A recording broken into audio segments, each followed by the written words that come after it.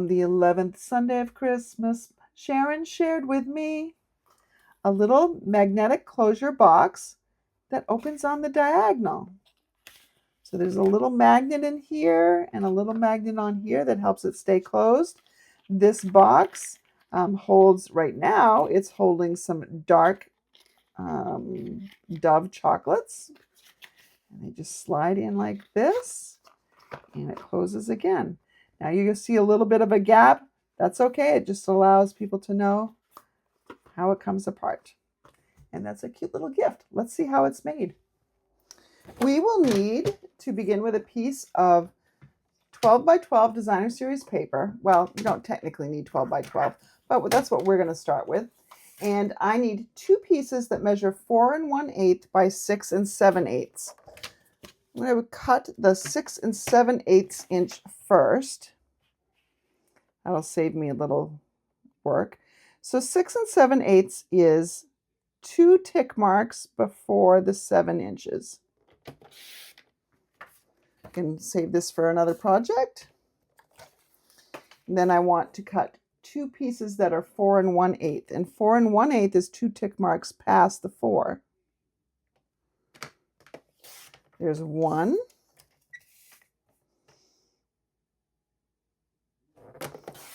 Here's two, and I can save this for later. Now, while I've got these here, I'm going to score them, and I will score on the short side. So with the short side against your trimmer bottom or top, whichever way you use your trimmer, you will score at 1 3/8. So 3/8 is 2 tick marks before 1/2. And then on the long side, we're going to score at 2 3/4 from each end. So there's 2 3/4 from one end and 2 3/4 from the other end. And we will repeat that on the other one. So on the short side, we score at 1 3/8.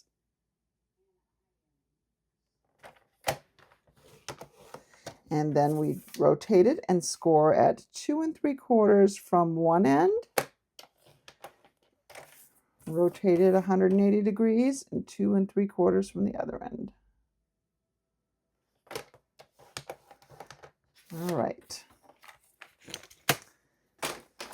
Now that we've got this scored, I'm going to fold on my score lines. That will help you to see them, but also it helps in the next step. You want to do this on both pieces.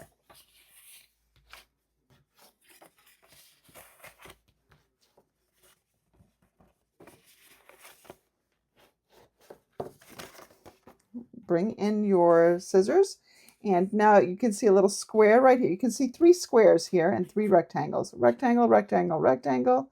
There's a square right here and a big square here, a big square here.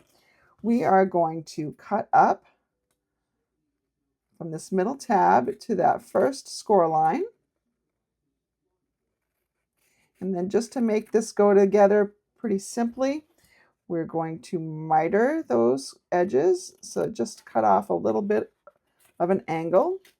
Whoops, didn't quite cut the rest of the way. It's okay, this is the inside of the box, so the little white shows it doesn't really matter. I tore the paper. Oh well. Okay, there we go. There's the other one. We will repeat on this one. Might as well miter while I'm here. There we go. And then the other cut.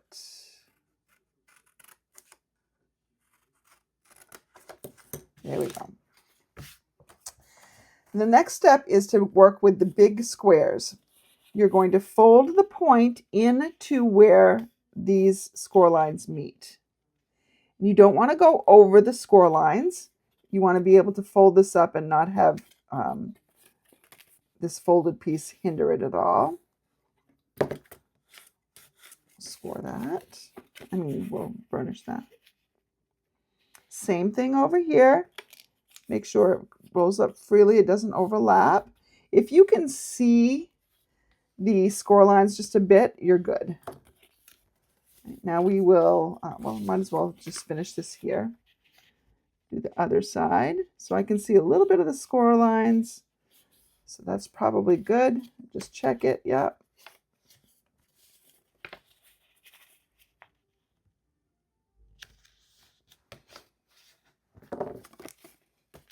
The nature of this box does make it look more complicated than it is. Now we're going to take this little triangle here and we will adhere it onto itself. Don't need a lot of glue. You don't want it to squeeze out the edges, but you do want the flap to lie down. There we go. Do the same on the other one. Oop, getting a little heavy with my glue. Yeah, I see it peeking out a little bit there. There we go. And right now what we're working on is the inside of the box. All right. Now to form the other pieces, this is like how you would make a little holder, like a bookshelf, yeah, like a bookshelf holder. You're going to this little tab. We're going to keep that on the inside, but not completely on the inside because you don't want to see this free edge right here. So we're going to sandwich it between these two rectangles. So let's put a little adhesive here. And we want that folded up. And if you put the rectangle, so the inside rectangle right up against this, the bottom of that rectangle, you know it's kind of squared up. And then we want to adhere this one over the top. All right, so line up those edges, press it in. All right, there we go. Same thing on the other one. We want this tab in the middle. So let's, you know what, it doesn't really matter which way you glue it. Let's go ahead and do this. For consistency, adhere that here.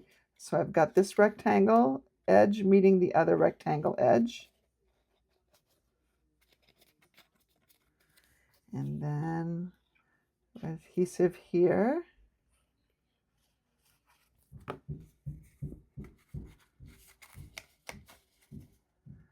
And square that up. Should square up pretty nicely. All right. There's our second one. All right. So they're going to go together. Now, when you're putting them together, you want to find the seams. So like I can see a seam here. I can see a raw edge. I want that to be on the back. So I would just flip that over. Now, when these come together, there's no continuation. That's okay because we're going to put something over the top of it. But let's first make the tray that goes inside it. Oh, what color do we want? Let's go ahead and use cherry cobbler, I think. Here's a piece of cherry cobbler, and we want to cut this into a square that is 5 3/8 by 5 3/8. And 3/8 is 2 tick marks before 5 1/2.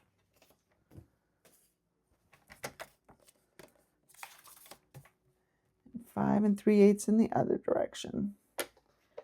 Now with your scoring tool still here, we want to score it at 1 5/16 in from each edge. So 5/16 is 1 tick mark past the 1 1/4 mark. Every mark on your imperial ruler here, every mark is a 16th. So here's 1 and then 1/16, 2/16, 3/16. So if you count 5, 1, 2, 3, 4, 5, that's the tick mark right after 1 1/4. So we're going to do that on all 4 sides. So just turn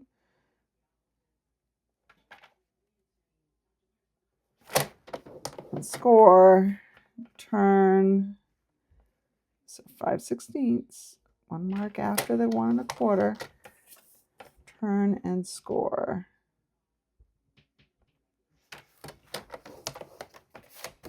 Tray goes together very simply.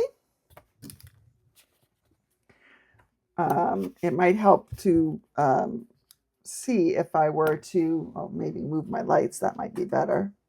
Oh, look at that. I'm going to cut up on this rightmost score line just to that horizontal one. And then I'm going to miter or angle cut both those edges. This just helps your box square up and look a little neater. Heard me say that a lot. Rotate and do the same thing. So just like as you rotated each time you scored, you're going to do that every time you cut here.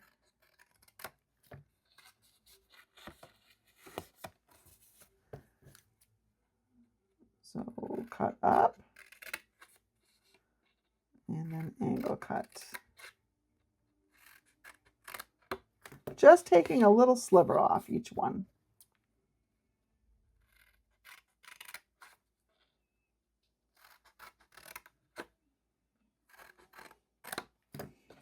Okay, let's go ahead and fold and burnish all those score lines. Burnishing is really a pretty important thing when you're making boxes. It just helps give them a more finished look and helps things square up a lot. And we're going to just pull this tab, we're going to adhere it. And you want to make sure especially that you get some good glue on this scored edge and then on the outside edge that's adjacent to it. And you pull that up. Hold it for just a second. Let that glue set up. You can use tear and tape. You can use Seal Plus. I wouldn't use just regular seal. It's not strong enough. So you either want to use tear and tape or Seal Plus or my favorite, green glue. Okay, so there we go, nice and square. Got a little excess glue here, so I'm just kind of wiping it away as I squeeze. And then this last one gets a little tricky. You just have to bend it and apply the glue that way.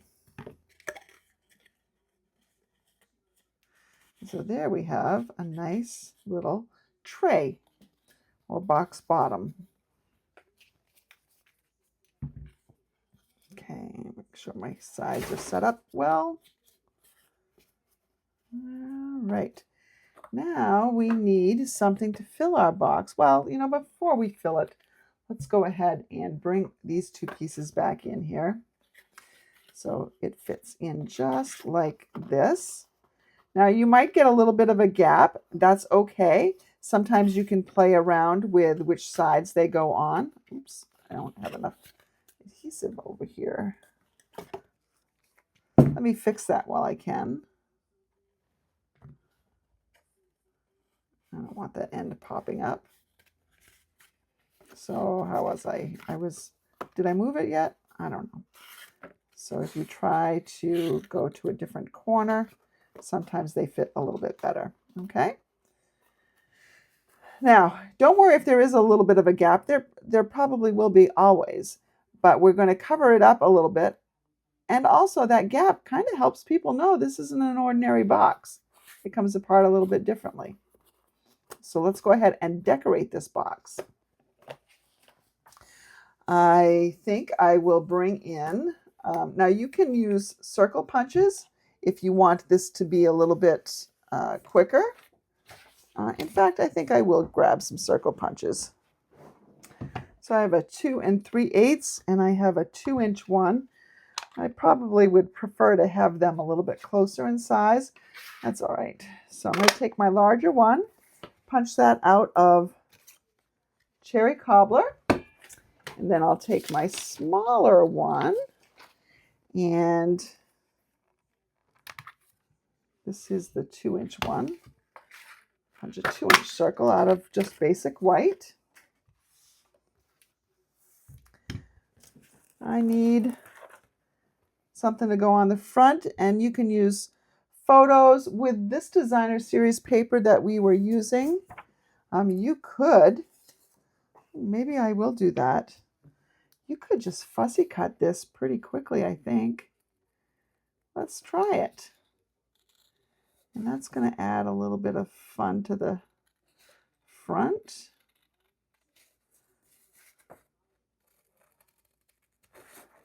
And you can see that it's not taking me that much time. I'm actually going to go a little bit quicker around this and then neaten it up. There are some dies that go along with this paper. All of it is on the last chance list, by the way, so check that out if you haven't already seen it. I love this paper, and I love the stamp set and dies that go along with it.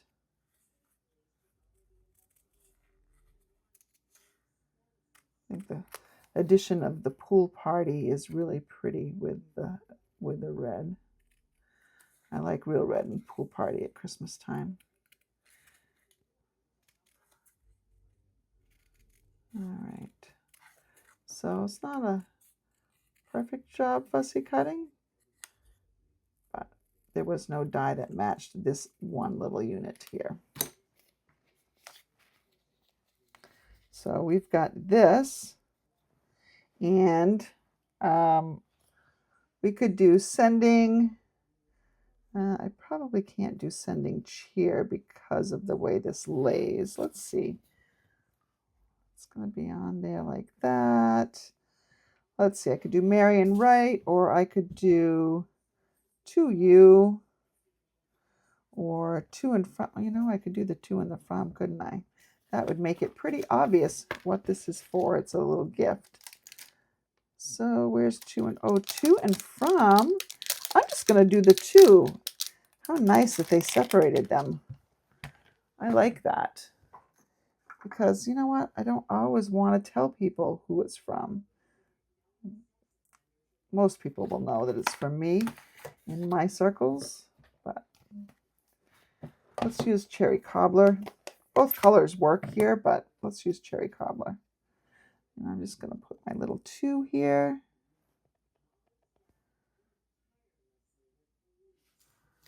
Let's see if I have it on this side. That'll probably work better. 2. And then we can just write their name below it. I'm going to put this together. Well, I've got it. Let's put this one on the bigger circle. Larger circle.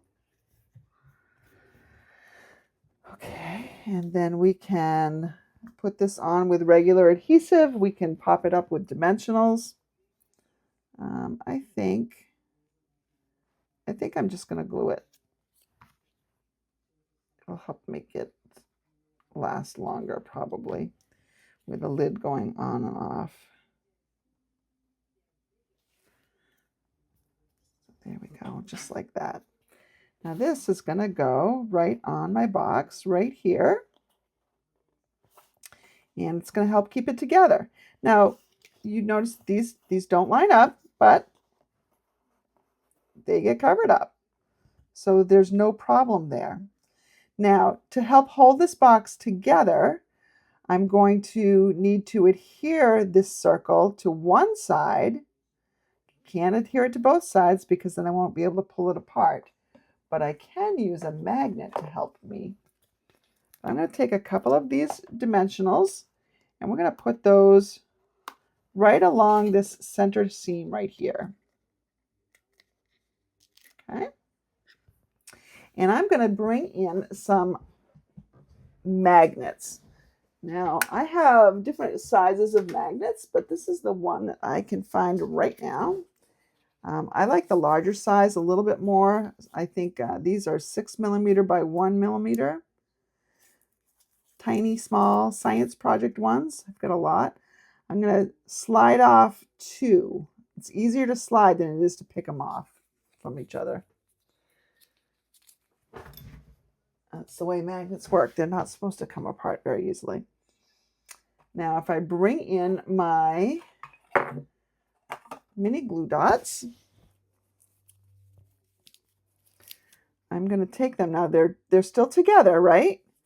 So I'm going to take them while they're together, and I'm going to stick one side of one of them in there. Now, this is the opposite side. So this side has the dimensionals. This side, I'm going to stick this right in here. So it's about 1/2 inch in from this edge, again in the center. And now what happens, I took the other magnet off, but you see what happens? I can just drop it and it drops into place because of the magnet. So that's fantastic. So we just put this together. This is how we want it to go together. Oh, I already removed the backings, I guess.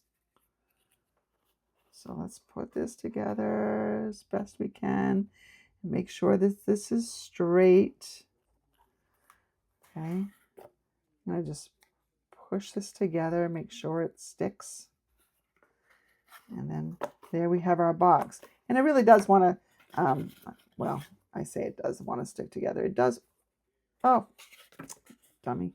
I didn't put a glue dot here. I need a glue dot there because I need it to stick to this piece to help it stay closed. So my glue dot is on now. Let's peel it off. Whoop, there we go. Even when it drops into place. So if I close this now and press this, my magnet should stick to the back of here. And then look, holds together. There's our little box. And we can fill it with all sorts of things. Let's see, what do I have around here? I know I have something. I have a bunch of these Dove dark chocolates. And they match nicely. Let me put them present side up. And, you know, you can put as many as you want. This will hold more. It's actually a pretty good size box. It's just over 1 1/4 inches tall. And it's, let me see, I don't have my other ruler, but I could just, the box is about, it's almost 3 inches square. It's just shy of 3 inches square. So it's like 2 3/4 inches square. So there we have a cute little box. All we need to do is add a name and give it to somebody. And that is your 11th Sunday of Christmas.